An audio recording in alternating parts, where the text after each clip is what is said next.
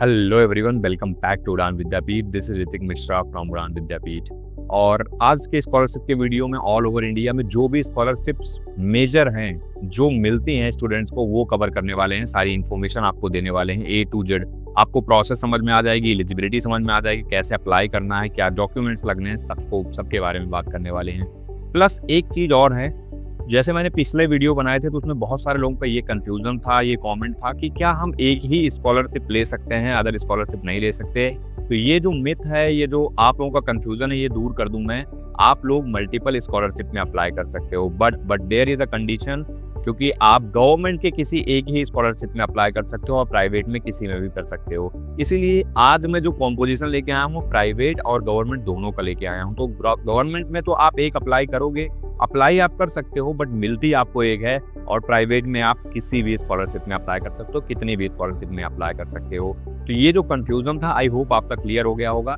और ये वीडियो में आप ये 6 स्कॉलरशिप हैं जो मेजर हैं, बाकी और भी मैंने लिस्ट करी हुई है जो मैं आपको बताने वाला हूँ, लिस्ट देने वाला हूँ, बट इनके बारे में मैं डिस्कस करूंगा।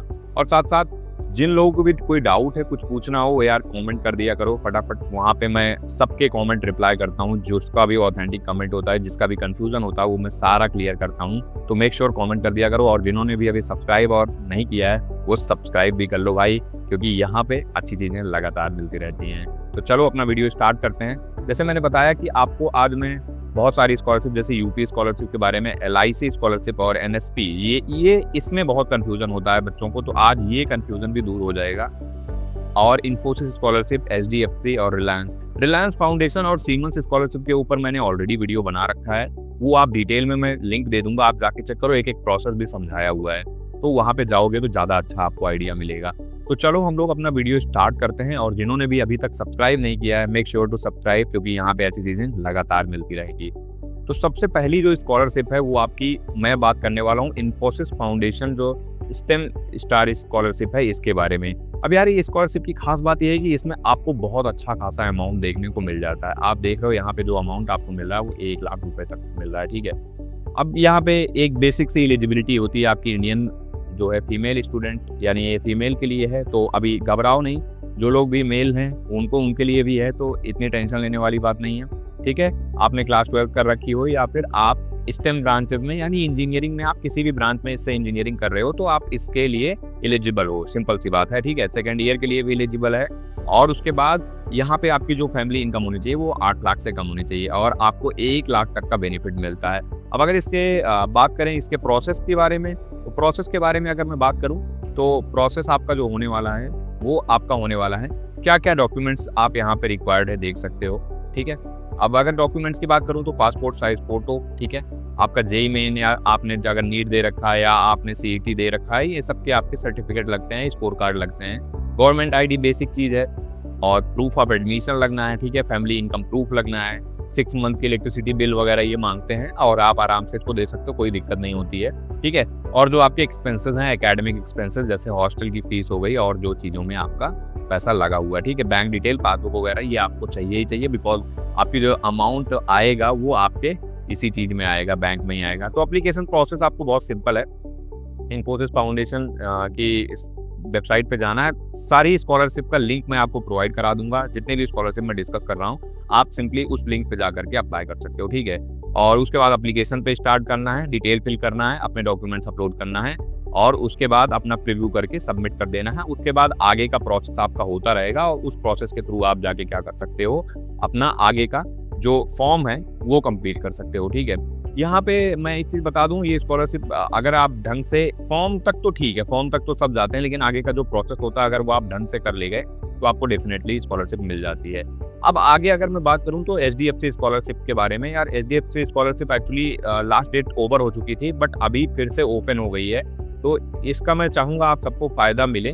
वैसे 75,000 मिलता है उन स्टूडेंट्स के लिए जो कि PG वाले हैं। UG वालों को 30,000 तक का बेनिफिट मिलता है, ठीक है। 30K तक का बेनिफिट मिलता है, प्लस साथ में आपको लैपटॉप वगैरह भी यहाँ पे दिया जाता है स्कीम में। तो यार एलिजिबिलिटी देखो, आप इंडियन नेशनल, वो तो कॉमन सी बात है, ठीक है। आप किसी भी BTech हो, BA हो, BCom हो, LLB हो, BR या नर्सिंग, किसी भी आप स्ट्रीम में आप पढ़ रहे हो, किसी भी फील्ड में आप हो, और 55% आपके अगर एग्रीगेट मार्क्स हैं ठीक है, और 2.5 लाख से कम आपकी इनकम है, और जो ये सब चीज़ें हैं आप अगर, तो आप इस स्कॉलरशिप के लिए एलिजिबल हो। बहुत सिंपल सी, अगर बेनिफिट की बात करें, मैंने बताया 30,000 यूजी वालों को मिलती है, और पीजी वालों को, जो प्रोफेशनल यूजी होते हैं, मतलब कि ये बीटेक वूटेक वालों को ये 50,000 मिलेगी, और बाकी जो बीएससी बीकॉम वाले होते हैं उनको 30,000 यहाँ पे मिलेगी। ठीक है, तो आई विल करेक्ट हियर, ये 50K है। ओके, और डॉक्यूमेंट्स बहुत बेसिक से होते हैं, मैंने बताया डॉक्यूमेंट्स ऑलमोस्ट लगभग वही रहने वाले हैं जो सारी आपकी स्कॉलरशिप में होने वाले थे। तो पासपोर्ट साइज फोटो,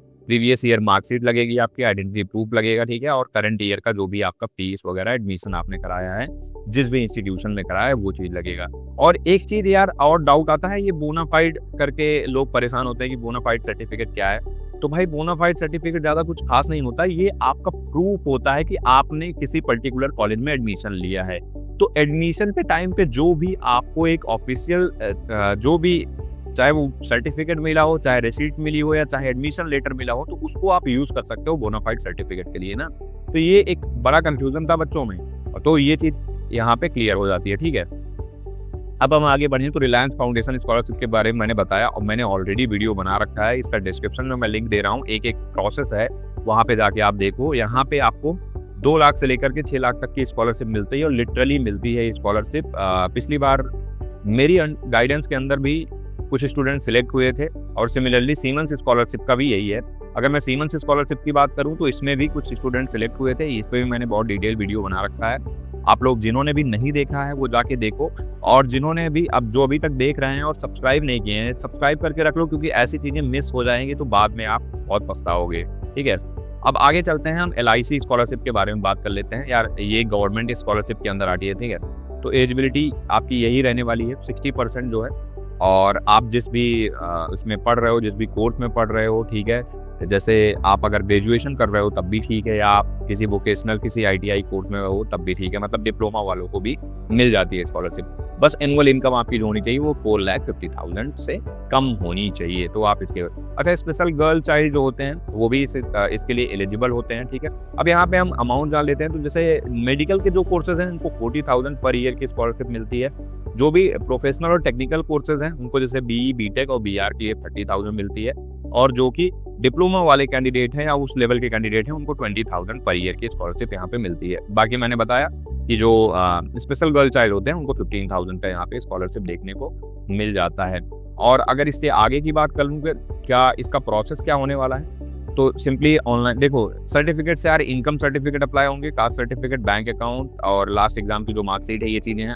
और जा करके आप www.licindia.in पे अप्लाई कर सकते हो। ठीक है, और रजिस्टर्ड ईमेल पे आपके आगे का प्रोसेस आएगा, उसको आप फर्दर कंप्लीट करना। ठीक है, उसके बाद आपको वहीं पे मेल पे ही आपको सारा कुछ आगे कम्युनिकेट किया जाएगा, और आगे बताया जाएगा कि आगे का प्रोसेस क्या होने वाला है। तो मेक श्योर आप अपना जो मेल ID डालो वो ऑफिशियल डालो, क्योंकि जब मेल ID ऑफिशियल रहेगी तभी आपको पता चल रहा होगा कि एक्चुअली में जो भी मेल आ रहा होगा, जो भी कम्युनिकेशन हो रहा होगा वो प्रॉपर हो रहा होगा, नहीं तो आपको बहुत दिक्कत होने वाली है। ठीक है, अब आगे बढ़ते हैं, हम लोग बात करते हैं यूपी स्कॉलरशिप की। ठीक है, अब यूपी स्कॉलरशिप जो है, ये स्कॉलरशिप ये स्टेट स्कॉलरशिप है। ठीक है, स्टेट स्कॉलरशिप है, ये केवल यूपी में जो स्टूडेंट्स पढ़ रहे हैं, जो यूपी में हैं उनके लिए है। यानी यूपी में आप BTech कर रहे हो, BCom कर रहे हो, BSc कर रहे हो, 10th में हो, 12th में हो, तो उनके लिए ये स्कॉलरशिप है। ठीक है, यहाँ पे बेसिक मैंने ये बता दिया। उसके बाद आपका 2.5 लाख इनकम होना चाहिए, उससे कम होना चाहिए SC ST कैंडिडेट के लिए, 2 लाख OBC कैंडिडेट के लिए, और सिमिलरली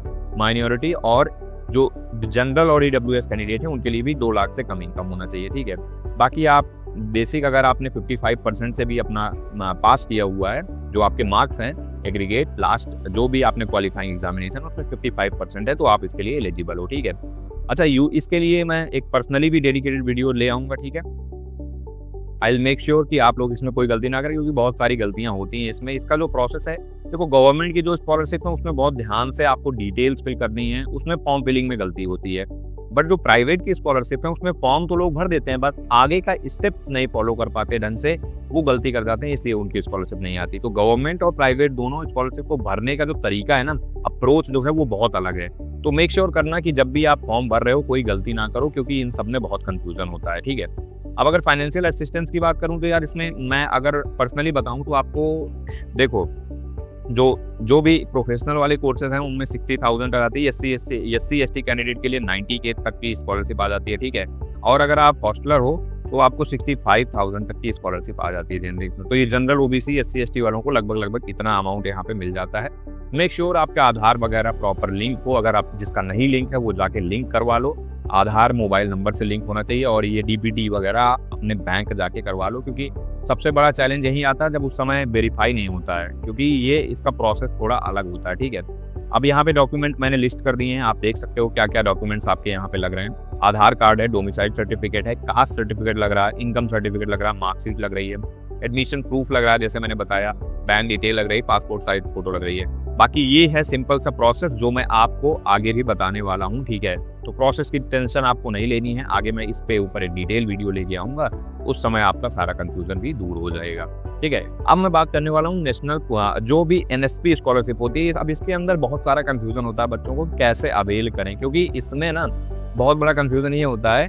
इसमें क्या होता है, मैक्सिमम स्टूडेंट को पता ही नहीं चलता मैं एलिजिबल हूँ कि नहीं एलिजिबल हूँ, या मेरे लिए कौन सी स्कॉलरशिप है। तो इसके लिए मैं आपको डायरेक्टली एनएसपी के पोर्टल पे ले चलता हूँ, और यार आप ढंग से करोगे तो ये भी अब देखो, ये गवर्नमेंट स्कॉलरशिप है, इसको आराम से अवेल कर सकते हो। बट इसमें ध्यान रखना है, आप कोई भी जो भी आप फिल कर रहे हो ना वो ध्यान, क्योंकि यहाँ OTR वगैरह करना पड़ता है, उसके बाद रजिस्ट्रेशन करना पड़ता है, पूरा प्रोसेस फॉलो करना पड़ता है, उसके बाद बनाना पड़ता है। तो चलो ये मैं आपको एनएसपी की वेबसाइट पे ले चलता हूँ और वहाँ दिखाता हूँ कि कैसे आप एलिजिबल हो और कैसे आप कर सकते हो, ठीक है।